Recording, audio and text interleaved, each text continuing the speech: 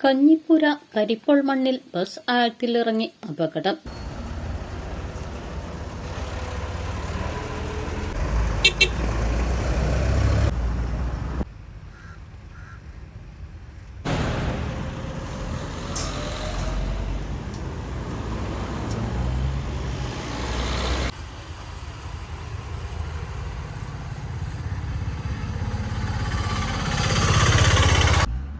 ദേശീയപാത നിർമ്മാണ പ്രവൃത്തി നടക്കുന്ന പാതയോരത്തെ മണ്ണിലാണ് ലിമിറ്റഡ് സ്റ്റോപ്പ് ബസ് ആഴത്തിലിറങ്ങിയത്. അപകടത്തിൽ ആർക്കും പരിക്കുകളില്ല. ശനിയാഴ്ച ഉച്ചയ്ക്ക് 12:30 അപകടം ഉണ്ടായത്.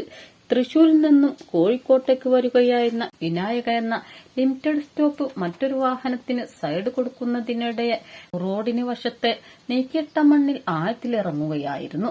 ബസിന്റെ മുൻവശത്തെ ഒരു ഭാഗമാണ് മണ്ണിലകപ്പെട്ടത്. ദേശീയപാത നിർമ്മാണ പ്രവൃത്തി പുരോഗമിക്കുന്ന പാതയിൽ കോൺക്രീറ്റ് ചെയ്ത് റോഡിന് തൊട്ടടുത്തതായി കോട്ടിട്ട മണ്ണിൽ ബസിന്റെ ടയർ ആഴത്തിലിറങ്ങുകയായിരുന്നു. ബസ് മറിയാത്തതിനാൽ യാത്രക്കാർക്ക് പരിക്കുകളൊന്നും ഇല്ലാതെ രക്ഷപ്പെട്ടു.